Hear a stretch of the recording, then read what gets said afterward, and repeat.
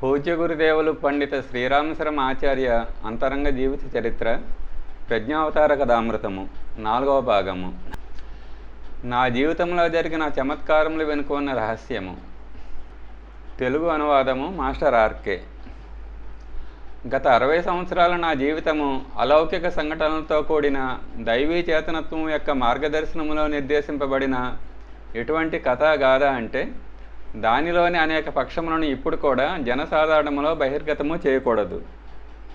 మొట్టమొదటిసారి నేను నా మార్గదర్శకుని నిర్దేశానుసారము నా జీవనయాత్రలోని కొన్ని రహస్యమయ సంఘటనలను ప్రకటీకరణ చేయడానికి నిశ్చయించుకున్నాను. దీనివల్ల అనేకులకు ఆధ్యాత్మిక జీవిత విధానంలో సవ్యమైన దిశ లభిస్తుంది. కొన్ని సంఘటనల గురించి మీరు ముందే తెలుసుకున్నారు. అనేకులకు వృద్ధి సిద్ధుల గురించి తెలుసుకోవాలని ఎక్కువ జిజ్ఞాస ఉంటుంది. నా గురించి సిద్ధపురుషుడను అనే మాన్యత జనమానసములో ఏర్పడుతున్నది.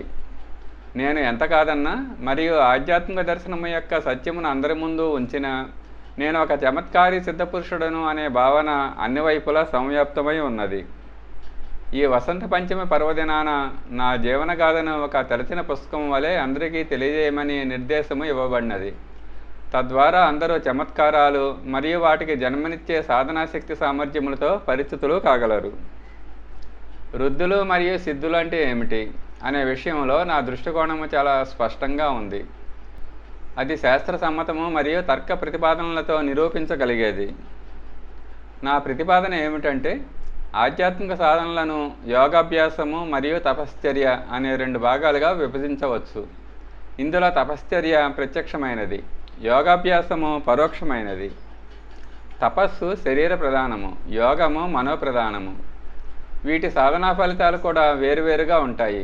ఒకటి సిద్ధి, రెండవది వృద్ధి. మామూలు శరీర సామర్థ్యంతో సాధ్యము కాని పెద్ద పనులను చేసి చూపించేది సిద్ధి. ప్రాచీన కాలంలో వర్షం ఇప్పటికంటే ఎక్కువ కురిసేది. నదులు కాలువలు చాలా వేగంతో ప్రవహించేవి. వాటి మీద బ్రిడ్జులు లేవు, పడవల మీదే ఆధారపడవలసి ఉండేది. నదీ ప్రవాహం వేగవంతమైనప్పుడు, వాటిలో సుడిగుండాలు ఏర్పడినప్పుడు పడవల రాకపోకలు కూడా ఆగిపోయేవి. అత్యవసరమైన పని పడినప్పుడు తపం చేసుకునేవారు నీళ్ల మీద నడిచి దాటివేసేవారు. వీళ్ళు ఆకాశంలో కూడా ఎగరగలిగేవారు.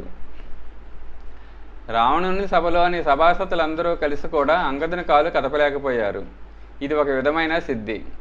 సురస నోరు పెద్ద చేసి హనుమంతుని మింగటానికి చేసే ప్రయత్నము, హనుమంతుడు తన శరీరాన్ని అంతకంటే రెట్టింపు చేయటము, చివరికి ఒక దోమ వలె సూక్ష్మరూపము ధరించి బయటపడడం అనేవి సిద్ధి శ్రేణిలోకి వస్తాయి. తపము ద్వారా శరీరంలో ఉన్న అసామాన్య సామర్థ్యములను వశము చేసుకోవచ్చును. వృద్ధి ఆంతరికమైనది, ఆత్మికమైనది. సాధారణ వ్యక్తి తన మనస్సుతో ఎంత గ్రహించగలడో దానితో పోల్చి చూస్తే అత్యధిక మనోబలము, ఇచ్ఛాశక్తి యొక్క భావ ప్రభావము వృద్ధి శ్రేణిలోకి వస్తాయి. అతి చల్లని ప్రదేశంలో జీవించగలుగుట, అన్నము జలము లేకుండా జీవించగలుగుట, ఆయువుని సాధారణ వ్యక్తుల కంటే చాలా ఎక్కువ పొడిగించగలుగుట, ఇవి సిద్ధి శ్రేణిలోకి వస్తాయి. మనోబలము ఎవరిది చాలా ఎక్కువగా ఉంటుందో అతను తన ప్రతిభతో ఇతరులను ప్రభావితము చేయగలడు. తపస్వి తన శారీరక సామర్థ్యములతో స్థానాంతరణ చేయగలుగుతాడు. పరకాయ ప్రవేశము, శక్తిపాతము సిద్ధి శ్రేణిలోకి వస్తాయి. వృద్ధి యొక్క అనుదానములతో వ్యక్తిత్వము, చరిత్ర మరియు మానసిక స్థితిని పెంపొందించగలము.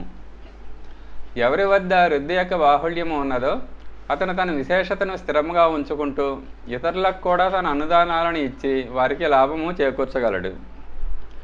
పదార్థముల స్వరూపాలను మార్చివేసి వాటి పరిణామాన్ని చాలా ఎక్కువగా మార్చగలిగే సామర్థ్యము కూడా సిద్ధపురుషులు చేసే పనియే.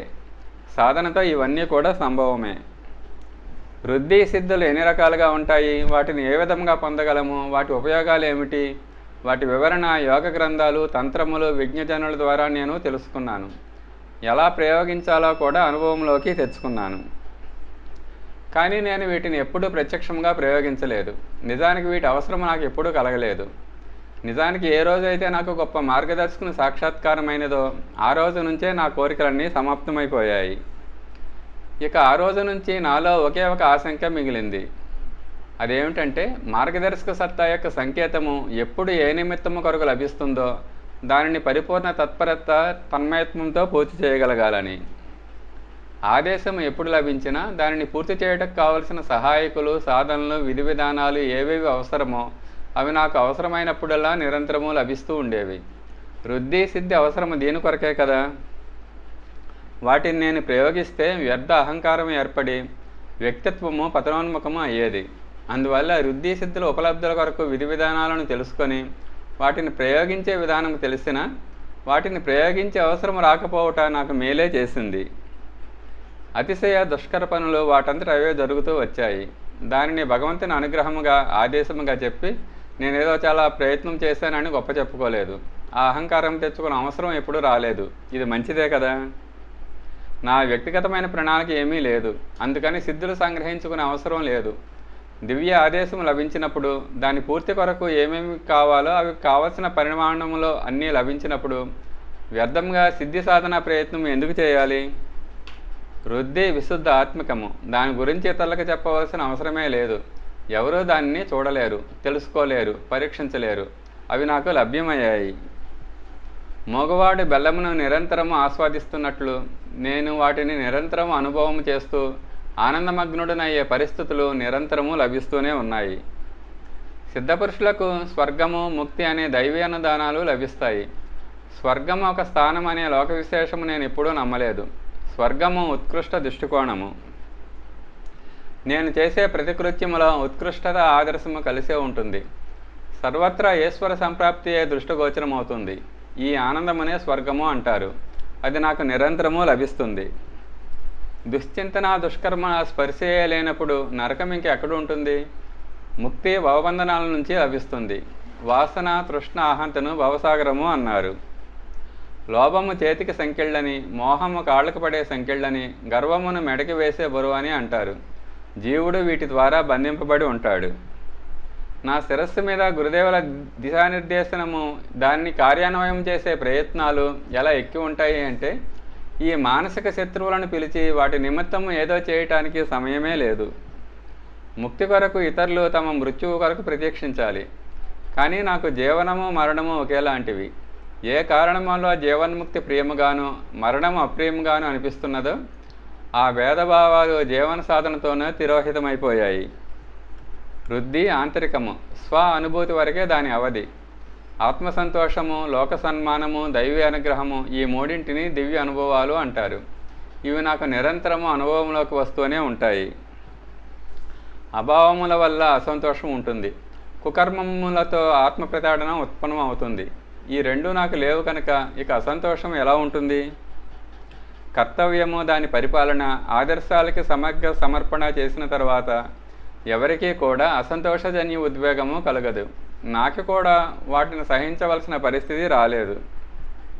ఇక ఇప్పుడు శరీరం యొక్క వయస్సు వల్ల వచ్చిన వివేకమే కోరికలకు సమాధానం చెబుతుంది. అందువల్ల అభావము లేదు, అసంతోషము లేదు. లోక సన్మానము రెండవ వృద్ధి. దీని కొరకు వేరుగా ఏమీ ప్రయత్నం చేయవలసిన అవసరం రాలేదు. మనస్ఫూర్తిగా నేను ప్రతి ఒక్కరికి సన్మానం ఇస్తూ సహకరించాను. స్నేహ సద్భావములు అన్ని వైపులా వెదజల్లాను. సంపర్కంలోకి వచ్చిన వారిని అందరినీ ఆత్మీయత బంధనాలతో కట్టిపడవేశాను. దాని ప్రతిక్రియ అద్దములో ప్రతిబింబం వలె, ప్రతిధ్వని వలె లభించింది. రబ్బరు బంతిని ఎంత గట్టిగా గోడకు విసురుతామో అంతే వేగంతో తిరిగి వస్తుంది. నా స్నేహము, సన్మానము ఇతరుల మనస్సుతో ఢీకొని అదే పరిమాణంలో నాకు వెనక్కి తిరిగి లభించింది. నేను ఎవరినీ శత్రువుగా భావించలేదు. ఎవరి గురించి నా మనస్సులో దుర్భావం రాలేదు. అందువల్ల ఇతరుల మనస్థితి ఎలా ఉన్నా నాకు మాత్రం దాని అనుభూతి సద్భావనతో నిండి ఉన్నది అనిపించేది. నా జీవితము చివరి క్షణాల్లోకి వచ్చినది. ఇప్పుడు నన్ను ఎవరన్నా నీకు విరోధులు, శత్రువులు, బాధ కలగజేసే వాళ్ళ పేరు చెప్పమంటే ఒక్క పేరు కూడా నేను చెప్పలేను. ఎవరైనా తెలియక హాని కలగజేసినా వారిని దారి తప్పిన బాలబుద్ధి కలవారిగానే భావించాను. నేను ప్రతి ఒక్కరికి సన్మానం ఇచ్చాను. అదే నాకు తిరిగి లోక సన్మానముగా లభించింది. ఎవరైనా అలా సన్మానం ఇవ్వకపోతే దానిని కూడా ఒక పరీక్షగా, సమీక్షగా, హితకామననే అనుకున్నాను. మూడవ వృద్ధి దైవీ అనుగ్రహము. దీనిని ఉచ్చస్తరీయ క్రియాకలాపాల ద్వారా మరియు వాటి సాఫల్యం ద్వారా గుర్తించాలి. ఇంతేకాక ఆకాశంలోని నక్షత్రాలు, మొక్కల్లో వికసించిన పూలు, మేఘాల నుంచి వర్షిస్తున్న జలబిందువులు, గాలికి కదులుతున్న ఆకులు, నదుల్లోని అలలు, పక్షుల యొక్క కిలకిలా రావాలు నాకు తమ ప్రేమను అందిస్తున్నాయి అనిపిస్తుంది, పుష్పవృష్టి కురిపిస్తున్నాయి అనిపిస్తుంది. దేవతలు పుష్పములను కోసి త్రుంచి వాటిని మోసి ఆకాశంలోనికి తీసుకుని వెళ్ళి పుష్పవృష్టి కురిపించే కష్టం ఎందుకు చేస్తారు? ప్రకృతి యొక్క కణకణములో, ప్రాణుల యొక్క కదలికలో, వనస్పతుల యొక్క సౌందర్యంలో ఆనందం పొందగలిగే వారికి ప్రపంచమే పువ్వులతో నిండి ఉండడం కాక వీరు ప్రపంచాన్ని కూడా పుష్పాలతో నింపేస్తారు. నాకు లోపల బయట ప్రతి చోట ఉల్లాసమే, ఉత్సాహమే పొంగుపర్లుతూ కనిపిస్తుంది. జీవితాన్ని ఎన్ని రకాలుగా త్రిప్పి చూసినా చంద్రము యొక్క సుగంధమే కనిపిస్తుంది. నా గడిచిన కాలాన్ని మెడత్రిప్పి వెనక చూస్తే చాలా గొప్ప జీవితం జీవించాను అని అనిపిస్తుంది. వర్తమానాన్ని చూస్తే నిరంతర ఉత్సాహ స్రవంతి ప్రవహిస్తూ కనిపిస్తుంది.